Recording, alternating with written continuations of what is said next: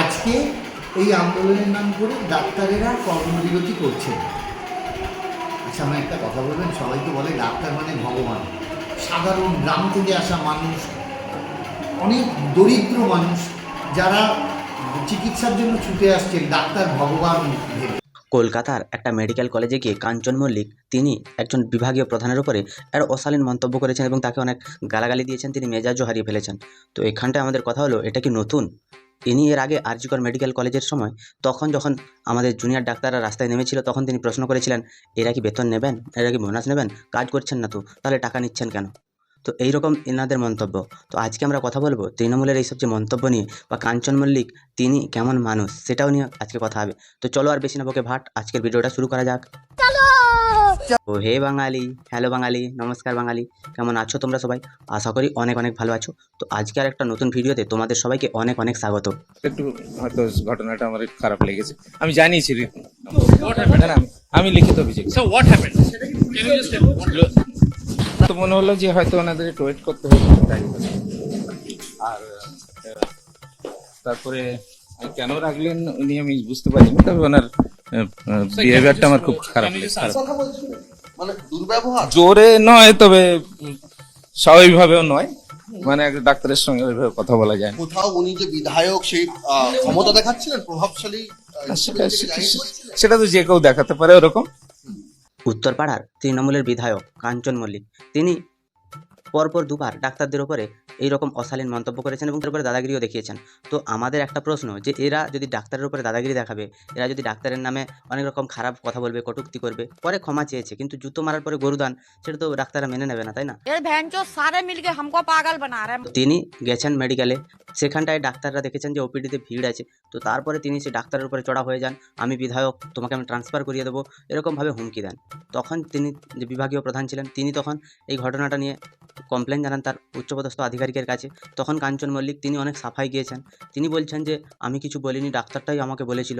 তো তোমার কোন ডাক্তার বলেছিল যখন অভয়ার ঘটনা হয়েছিল, তখন তোমার কোন ডাক্তার বলেছিল যে ডাক্তাররা মাইনে নেবে কিনা ঠিক করতে? তখন তোমার কোন বাবা বলেছিল যে তুমি ডাক্তারদের হয়ে এরকম উল্টোপাল্টা কথা বলবে? মাদারের বাচ্চা।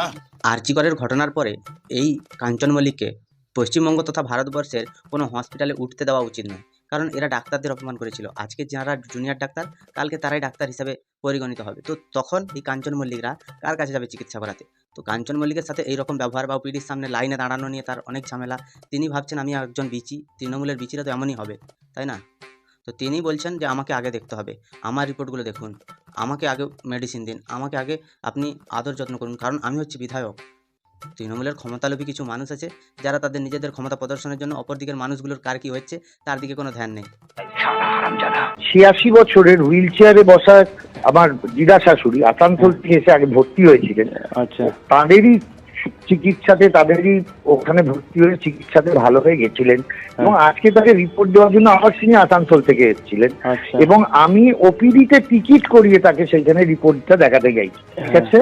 হ্যাঁ, এবং স্কিন ডিপার্টমেন্টের যিনি ওখানে হেড শাশুড়ি, ওনার সঙ্গে ওটা দেখানো হয়, দেখিয়ে উনি যে যেহেতু আগে একটা ওই প্রেসারা গিয়েছে বলে একটু আপনি মেডিসিনের পাশের ঘরেই মেরেছেন, আচ্ছা, সেখানেও ওপিডিতে টিকিট করিয়ে নিয়ম অনুযায়ী আমি গিয়ে দাঁড়িয়েছিলাম।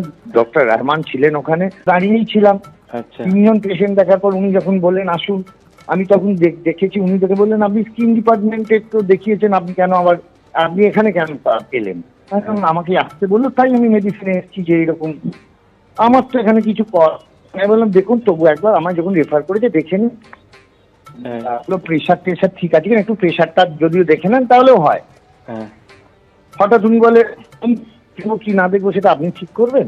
আচ্ছা, আচ্ছা, আমি বললাম যে না ঠিক আছে, সরি আমার অন্যায় হয়ে গেছে, ঠিক আছে আমি দাঁড়িয়ে আছি। আচ্ছা, এরপর আগে একটা মেটফর্মিন বলে একটা ওষুধ ছিল প্রেশারের, হ্যাঁ, তো তখন আমার স্ত্রী জিজ্ঞেস করেছে আচ্ছা এই ওষুধটা কি চলবে না বন্ধ করে দেবো? হ্যাঁ, তা উনি বললেন আপনি এমবিবিএস ডাক্তার? না আমি এমবিবিএস। যা তাহলে এখানে আসুন, এখানে এসে আপনি প্রেসক্রিপশন করে নিন, যান। এই আমি তখন বলেছি যে আপনি এভাবে কেন কথা বলছেন? দেখো, বর্তমানে তোমাকে যদি তৃণমূলের নেতা বা বিধায়ক বা সাংসদ এরকম কোনো কিছু হতে হয়, তাহলে তোমাকে মদ খাওয়া জানতে হবে, 1 নম্বর। দ্বিতীয় কথা হচ্ছে তোমাকে কটূক্তি করা জানতে হবে। তৃতীয় হচ্ছে তোমাকে 4বার 5বার বিয়ে করতে হবে। চতুর্থ হচ্ছে তোমাকে অন্য কারোর সাথে অবৈধ সম্পর্কে যেতে হবে। এবং পঞ্চম, যেটা সবথেকে ইম্পর্ট্যান্ট, তোমাকে চুরি করা জানতে হবে। সেরকম কাঞ্চন মল্লিক যে উত্তরপাড়ার বিধায়ক, তিনি তাকে কোনোদিন পর্যন্ত, এই বিধায়ক হওয়ার পর থেকে কোনোদিনও উত্তরপাড়ার মানুষ তাকে দেখেনি। তো তার খোঁজে পোস্টার পড়েছিল, আমরা দেখেছি কলকাতাতে তার বিরুদ্ধে পোস্টার অনেক পড়েছে। কল্যাণ ব্যানার্জি, কাঞ্চন মল্লিক 4টে বিয়ে করেছেন বলে তাকে তার প্রচারে নিয়ে যাননি। তো তৃণমূল সরকারের এই যে ভেতরের যে এইসব যে কেচ্ছা, এগুলো মানুষের সামনে চলে আসছে, বা তৃণমূল কংগ্রেসের নেতা নেত্রীদের ব্যবহার, সেগুলো মানুষের সামনে চলে আসছে। একটা জিনিস হচ্ছে হুমায়ুন কবির, তিনি কি করেছেন, তিনি একজন সরকারি আধিকারিকের গায়ে হাত তুলেছেন, তাকে লাথিতে মেরেছেন। পরে তিনি সেই ঘটনার অস্বীকার করছেন, বলছেন এটা মিথ্যে ঘটনা। তিনি লজ্জিত হওয়ার বদলে তিনি বলছেন যে এটা মিথ্যে একটা ঘটনা। তো এখানটায় তৃণমূল নেতাদের যে বিবেক বা ওনাদের যে রুচি, এগুলোর প্রকাশ পাচ্ছে। এদেরকে শুধুমাত্র জনগণ কোন কারণে পুষে রেখেছে? একমাত্র চুরি করার কারণে। তা যারা কর্মবিরতি করছেন শাসক দলের বিরুদ্ধে বা বলছেন, তারা সরকারি বেতনটা নিচ্ছেন তো, না নিচ্ছেন না? মানে আমার প্রশ্ন, বোনাস টোনাস যে হয় তো সরকারি, সেটা নেবেন তো না নেবেন না? মানে মানে আমি এমনি প্রশ্ন।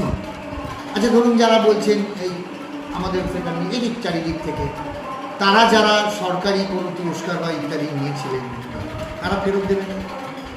বলুন, ফেরত দিয়ে দিচ্ছি। পশ্চিমবঙ্গে এই কাঞ্চন মল্লিকের মতো কিছু নেতা বা এই রকম কিছু অভিনেতা আছে, যারা কিছু টাকার লোভে বা নিজেদের অস্তিত্বকে প্রমাণ করার জন্য তৃণমূলে যোগ দিয়েছে। তৃণমূল মানেই হচ্ছে টাকা মারা কোম্পানি, তোমরা আগে থেকেই জানো। এখানটায় টাকা যদি মারতে চাও, তাহলে তোমাকে হয় বিধায়ক, নয় সাংসদ, না হলে ছোটোখাটো নেতার পদ হলেও তুমি মোটামুটি সংসারটা চালিয়ে নিতে পারবে।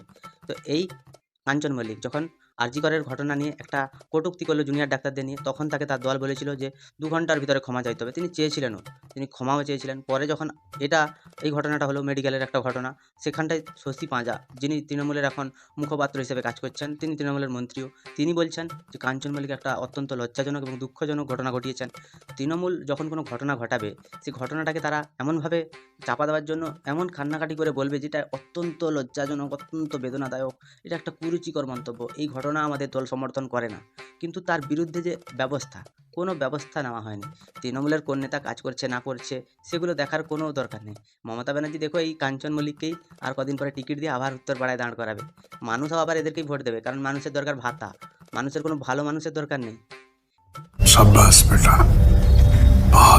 তৃণমূলের নেতাদের এই যে দাদাগিরি, এটা নতুন কোনো বড় ব্যাপার নয়। আমরা এর আগেও দেখেছি তৃণমূলের বহু নেতা, ওনারা দাদাগিরি দেখেছেন। অনুব্রত মণ্ডলকে দেখেছি বোলপুর থানার এসআইয়ের মা বোন তুলে গালাগালি করতে।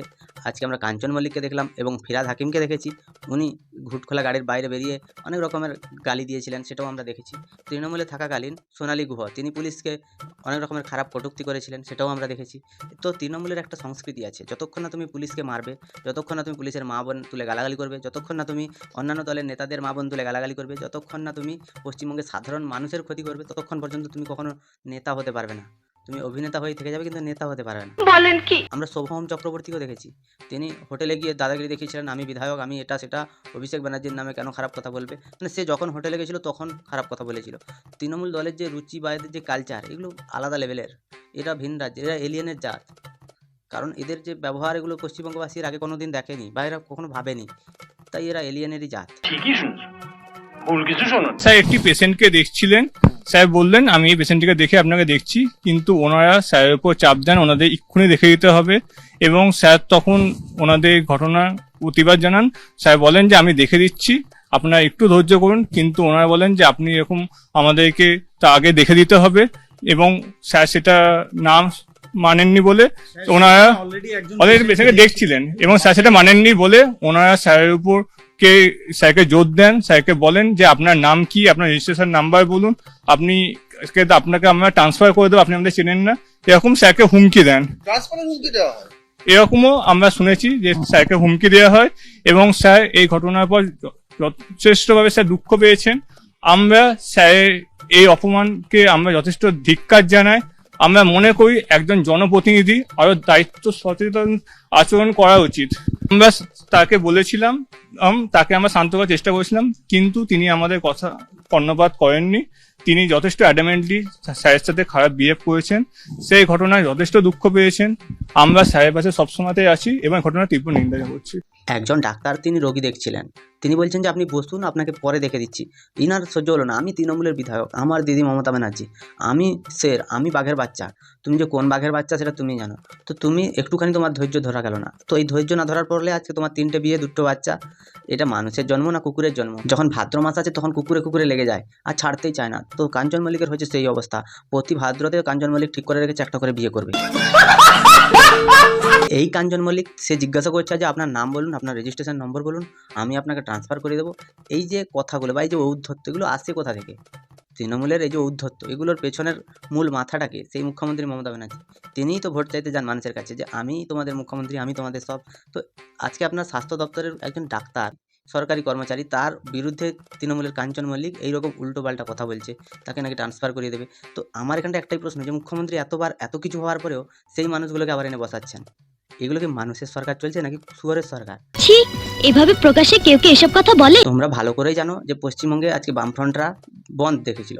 আমরা জানি বামফ্রন্টরা অত খারাপ কিছু করে বন্ধ ডাকে না, তো তারা শ্রমিকদের মজুরি বৃদ্ধির জন্য একটা বন্ধ রেখেছিল। তো এটা একটা ভালো কথা, শ্রমিকদের মজুরি বৃদ্ধি নিয়ে যদি কেউ বন্ধ ডাকে বা কেউ যদি শান্তিপূর্ণ মিছিল করে, তো সেটা নিয়ে কার কি প্রবলেম হবে? তো এখানটায় প্রবলেম হয়েছে দেবাংশুর, তার ঘরে খেতে দেয়নি, তো তার মাথা টিটিয়েছিল, তাই সে গাড়িতে বসে বসেই অনেক কথা বলে দিয়েছে। কি বলেছে চলো শুনি একটু। দেখুন, বন্ধ করা আর বন্ধের নামে বাদরামি করা, গুন্ডামি করা তো এক জিনিস নয়। আর বাদরামি গুন্ডামি হলে পুলিশ অ্যাকশন নেবে, যথাযথ অ্যাকশন পুলিশ নিচ্ছে বিভিন্ন জায়গায়। বন্ধ করা, বন্ধের নামে দাদাগিরি এবং গুন্ডামি, সেটা দেবাংশুর অনেক প্রবলেম হয়। আবার পুলিশকে বলছে যে অ্যাকশন নিতে, পুলিশ অ্যাকশনও নিচ্ছে, কিন্তু পুলিশ সরকারি কর্মচারীকে অপমান, পুলিশ সরকারি কর্মচারীকে তার ট্রান্সফার করে দেওয়ার হুমকি, বা সরকারি কর্মচারীর সামনে যে তৃণমূলের বিধায়কদের দাদাগিরি, পুলিশ এগুলো দেখতে পায় না। বা তোমাদের মাননীয় তুমি, তোমাদের চোখে নেবা হয়েছে, তোমরা এগুলো দেখতে পাও না। তোমরা শুধু দেখো যে সাধারণ মানুষ, তাদের জন্য যারা প্রতিবাদ করবে তাদেরকেই তুমি দেখো, তাদেরকে ধরে ধরে জেলে পড়ো। তার কারণ হচ্ছে ওরা তো জানে যে আমরা তো অনেক বড় বড় বিজ্ঞ, তাই আমাদের বিরুদ্ধে কথা বললে এদেরকে আমরা ভিতরে ঢুকিয়ে দেবো, তাই এরকম কথা হচ্ছে। अच्छा ठीक है। আর সাধারণ মানুষ স্বতঃস্ফূর্তভাবে বন্ধে পার্টিসিপেট করলে সেটা আলাদা বিষয়, কিন্তু সাধারণ মানুষের আমি ঝান্ডা নিয়ে গিয়ে, লাল কাপড় নিয়ে গিয়ে সাধারণ মানুষের দোকানের শাটার টেনে টেনে নামিয়ে দেবো, এটাকে গুন্ডামি বলে। রাস্তায় বসে পড়ে রাস্তা আটকাবো, এটাকে গুন্ডামি বলে। এটাকে মানুষের স্বতঃস্ফূর্ত অংশগ্রহণ বলে না। তাহলে বাবু 21শে জুলাই যখন কংগ্রেসের 13 জন লোক মারা গেছিলো, সেই 13 জনের একটা প্রতিবাদে, মারা যাওয়ার প্রতিবাদে, সেখানটায় তোমরা ঘর থেকে মানুষকে ডেকে ডেকে ভয় দেখিয়ে নিয়ে যাচ্ছ, বাসে করে ডিম ভাত দিচ্ছ, যে ধর্মতলায় রাস্তা জ্যাম করে বসে আছো। তৃণমূলের নেত্রী মমতা ব্যানার্জি, তিনি যাবেন শালবনী, মেদিনীপুরে একটা প্রসূতি মহিলা, সে গাড়ির ভেতরে ছটফট করছে, মুখ্যমন্ত্রীর গাড়ি পাস হবে বলে আধ ঘন্টা ধরে গাড়ি জ্যাম করে রেখেছে। এগুলো কি মানে কোনো একটা সভ্যতার পরিচয় হয়? মুখ্যমন্ত্রী কি অতি সভ্য? এগুলো সভ্যতার পরিচয়? তাহলে সেটা যদি বেআইনি হয়, তাহলে ঘর থেকে ডেকে ডেকে নিয়ে যাওয়া, তৃণমূলের নেতাদের অত্যাচারিত হয়ে 21শে জুলাইয়ের মঞ্চে যাওয়া, সেগুলো তাহলে বেআইনি নয়, সেগুলো আইনের পথে চলে, তাই না? তো এই সব যখন চটিচাঁটা লোকেরা, তারা যখন তৃণমূলের হয়ে বলতে আসে, তখন সাধারণ মানুষের উচিত এদেরকে আগে সাইড করে দেওয়া, মানে পশ্চিমবঙ্গের বাইরে পাঠিয়ে দেওয়া। কারণ এদের জায়গা এখানে নয়, এদের জায়গা গুজরাটে, এখানে গেলে কিছু করে খেতে পারবে, চেটে খাওয়ার দিন বেশি দিন নেই। তুমি তেল মারো তলায়, লাইক একটাও দেবো না। বামপন্থীরা এইটুকু বলুন, আজকে তৃণমূল কংগ্রেস সরকারের পুলিশ বন্ধ গুন্ডামিগুলো আটকাচ্ছে বলে আপনারা বলছেন বিজেপির বিরুদ্ধে বন্ধ, তাহলে আপনারা কেন আটকাচ্ছেন? তাহলে এই কথাটা বলুন। বামফ্রন্টের একমাত্র ভারতবর্ষের সরকার হচ্ছে কেরালার সরকার, সেই কেরালার সরকার বন্ধের বিরুদ্ধে ফরমান জারি করেছে। ঠিক পশ্চিমবঙ্গ সরকার যে কথা বলে যে সরকারি কর্মচারীদের আসা বাধ্যতামূলক, সমস্ত ছুটি কিছু এমার্জেন্সি কেস ছাড়া বাতিল বলে গণ্য হবে, সেই সব একই ফরমান তো কেরালার বামফ্রন্ট সরকার জারি করেছে। তো কেরালার বামফ্রন্ট সরকার, যেখানে বামফ্রন্টের ডাকা ধর্মঘটকে অ্যাকসেপ্ট করছে না, আপনারা এক্সপেক্ট করছেন পশ্চিমবঙ্গের সরকার, যাদের 2011 সালে ক্ষমতায় আসার পর থেকে অন্যরকম স্ট্যান্ড, তারা সেই জিনিসটা করবে? আজকে দেবাংশু মেনে নিল যে সিপিএম আর তৃণমূল দুটো একই দল, কারণ কেরালার সরকার যে সিপিএম এর বিরুদ্ধে যে ফরমান জারি করেছে যে সিপিএম এর লোকেদেরকে দিয়ে বন্ধ করা যাবে না, সরকারি ছুটি ঘোষণা করা যাবে না, বা কোনো কামাই করা যাবে না অফিস, সেটাও আমাদের পশ্চিমবঙ্গে আছে। তো কেরালা সরকার আর পশ্চিমবঙ্গ সরকার দুটো এক হয়ে কাজ করছে, দেখে ভালো লাগলো। বামপন্থী আর ডানপন্থী মিলে গেল, আমে দুধে মিশে গেল, বিজেপি আঁটি হয়ে গড়াগড়ি খাচ্ছে। তো এইখানটায় আমরা জানি, ভালো করেই জানি, যে বামফ্রন্টের সাথে তৃণমূলের কোনো পার্থক্য নেই। বামফ্রন্ট যখন অত্যাচার করেছিল তার শেষ কয়েক বছরে, সেই রকমভাবে অত্যাচার করছে আজকে তৃণমূল। সাধারণ মানুষকে 500 টাকা 1000 টাকা লোভ দেখিয়ে মা বোনেদেরকে ঘর থেকে ডেকে নিয়ে গিয়ে মিটিং করানো, বা মা বোনেদের ডেকে নিয়ে গিয়ে পিঠা বানানো, মা বোনেদের ইজ্জত নিয়ে খেলা, পঞ্চায়েতের অফিসে মা বোনেদের ডেকে নিয়ে গিয়ে সেখানটায় তাদের সাথে খারাপ অভদ্র আচরণ করা, আইসির মা বোনকে তুলে গালাগালি করা, এগুলো হচ্ছে তৃণমূলের এখন ভালো একটা প্রথা হয়ে দাঁড়িয়েছে। এবং এই প্রথাকে যিনি সাপোর্ট করছেন তার নাম মানবিক মুখ্যমন্ত্রী মমতা ব্যানার্জি, তার ঔদ্ধত্য এখানে প্রকাশ পেয়ে যাচ্ছে। এই জিনিসটা কি দ্বিচারিতা? পশ্চিমবঙ্গ সরকারের দ্বিচারিতা, পশ্চিমবঙ্গ সরকারের দ্বিচারিতা যদি হয়, সে প্রথম এবং প্রধান দ্বিচারিতা হচ্ছে 26,000 জন চাকরি প্রার্থীকে নিয়ে, যেখানটায় 26,000 জন চাকরি প্রার্থী, তার মধ্যে যোগ্য অযোগ্য বাছাই আজ পর্যন্ত সম্ভব হলো না। সরকার বলতেই পারলো না কে যোগ্য কে অযোগ্য। যেরকম যোগ্য প্রার্থীদের সাথে ধোঁকা দেওয়া হচ্ছে, সেরকমভাবেই যারা অযোগ্য চুরি করে চাকরি পাওয়া লোকেরা, তারা যে আইনগতভাবে আবার চাকরিতে বহাল হওয়ার জন্য বিভিন্ন রকমের পন্থা অবলম্বন করছে এবং মুখ্যমন্ত্রীর আশীর্বাদে তাদের সেই পন্থাগুলো সব বিফলে যাচ্ছে। মুখ্যমন্ত্রী তিনি যখন রাজ্যে দিয়ে দেওয়ার কথা আসে, তখন তার গাঁট থেকে একটা টাকাও বেরোয় না। যখন চুরি করে চাকরি পাওয়া লোকেদের চাকরি চলে যায়, তাদের ঘর সংসার চালানোর জন্য এর পকেট থেকে বহু টাকা বেরিয়ে যায়। কোটি কোটি টাকা তাদেরকে ঘরে বসিয়ে ভাতা দিতেও তিনি চেয়েছিলেন। তো এইরকম মানবিক মুখ্যমন্ত্রী পশ্চিমবঙ্গ আর কোনোদিন দেখেনি। আর এদের যে বিধায়ক, এদের যে দলের নেতা সাংসদ, সবার যে ব্যবহার, এদের যে দলের যুব নেতা, এদের ব্যবহার, এদের যে নেশা করা কলেজের ভিতরে নারী শোষণ করা, এগুলোই হচ্ছে তৃণমূলের সংস্কৃতি। এই সংস্কৃতির জন্য তৃণমূল আজকে বিখ্যাত। মানুষ ওদেরকে ভরে ভরে ভোট দিচ্ছে, কারণ কি এরা 500, 1000, 1500 এরকম করে বহু টাকা বিলোচ্ছে। তো শুধু কি সেই টাকা দিয়ে সংসার চলবে? আজকে মানুষকে বুঝতে হবে যে তোমাদের ঘরের কোনো মেয়ে, তারা বাইরে বেরোলে সেফলি ঘরে ফিরে আসতে পারবে তো কাঞ্চন মল্লিকের কী করা উচিত তোমরা কমেন্টে বলো, এবং দেবাংশুর এই যে এত ভালো বক্তব্য, সেটা নিয়ে তোমরা আমার কমেন্টে জানাও। ভিডিওটা ভালো লাগলে লাইক করো, কমেন্ট করো, শেয়ার করো, সাবস্ক্রাইব করো, পাশে থাকা বেল আইকনটা প্রেস করতে একদম ভুলবে না। সবাই ভালো থেকো, সুস্থ থেকো, সাবধানে থেকো, আর দেখতে থাকো বাংলার মোড়ে ঘর।